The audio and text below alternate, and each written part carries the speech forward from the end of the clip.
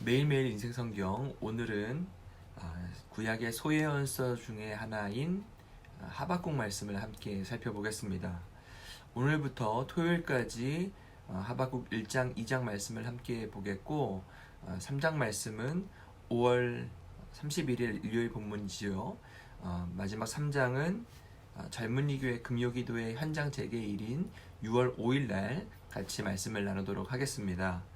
하박국 말씀은 1장 1절에 이렇게 시작합니다. 선지자 하박국이 묵시로 받은 경고라.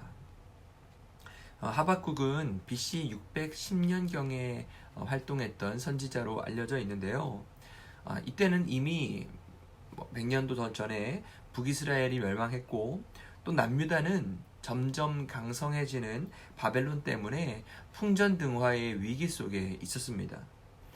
경고라고 하는 말, 어떤 영어 성경본을 보면 burden, 짐이라고 번역되어 있고 거의 대부분은 또 오라클, 신탁이라고 번역되어 있습니다.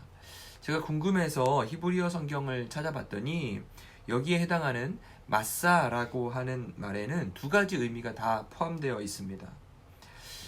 짐도 되고 또 신탁도 됩니다. 하나님이 우리에게 주시는 신탁이란 무엇인가?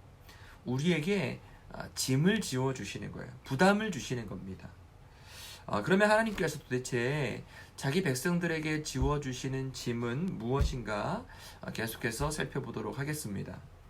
저는 하박국 앞부분 1절부터 4절까지 보면서는 어제까지 나누었던 시편을 우리가 계속해서 묵상하는 줄 알았습니다. 탄식시와 같은 부르짖음이 오늘 말씀에 계속되지요. 여호와여, 내가 부르짖어도 주께서 듣지 아니하시니 어느 때까지리이까? 내가 강포로 말미암아 외쳐도 주께서 구원하지 아니하시나이다. 거의 시편과 유사하지 않습니까? 하나님, 왜 제 간구에 응답해 주시지 않으세요? 이 강포라는 말은요, 포자가 포악함, 잔인함이라는 말이거든요.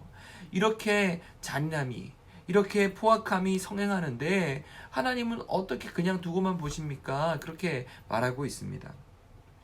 도대체 뭐가 문제인가 말씀을 살펴보았더니 이스라엘의 내부에서 발생하는 그런 불의함, 그리고 율법의 해이함 때문이라고 하박국은 말합니다.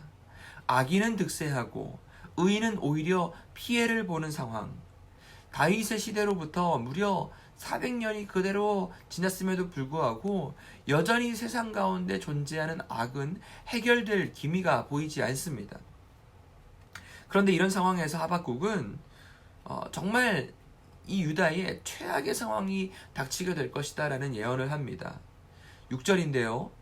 보라, 내가 사납고 성급한 백성, 곧 땅이 넓은 곳으로 다니며 자기 소유가 아닌 거처들을 점령하는 갈대아 사람을 일으켰나니. 하나님께서 갈대아 사람을 일으켰다 말씀하시는데 이 갈대아 사람은 바벨론인들을 말하는 겁니다. 세계 역사 속에서 찾아보면 이 나라는 신바빌로니아 제국의 칼데아 왕조에 해당하는데요. 다니엘서에 나오는 느부갓네살 왕이 바로 그 왕입니다. 세계사에서는 네부카드네자르 2세라고 나오죠. 역사상 실존하는 아주 강력한 왕이었습니다. 강력한 정복군주이자 세계 7대 불가사의를 지은, 그러니까 공중정원을 지은 왕이었어요. 하나님께서는 이들을 들어서 유다를 징벌하는 몽둥이로 사용하십니다. 큐티책 해석에 보면 이스라엘을 위한 극약 처방이라는 표현을 했습니다. 참 적당한 표현이라는 생각을 했어요. 극약은 더는 이제 방도가 없어서 어쩔 수 없이 내리는 처방을 뜻합니다. 잘못 사용하면 생명의 위험도 찾아올 수 있는 그런 의약제입니다. 하지만 이 처방은 여호와 라파, 치유하시는 하나님께서 내리신 처방입니다. 유일하면서도 완전한 처방이 될 거예요. 비록 이 해결책은 아주 쓰라린 것이 되겠지만 궁극적으로는 이스라엘의 회복을 위한 하나님의 마지막 처방이기도 했습니다.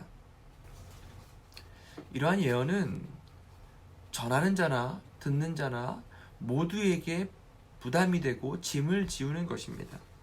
피할 수 없는 고난이 이제 찾아오게 될 거예요. 하지만 궁극적으로 이 모든 어려움을 들어서 이스라엘을 회복하실 하나님을 믿었어야 됐습니다. 그 짐이 나중에 모두에게 선물이 될 것입니다. 우리에게 오늘도 찾아오는 인생의 무거운 짐들, 그것의 이유를 물으면서 하나님의 뜻에 귀를 기울이는 우리 모두가 되기를 바랍니다.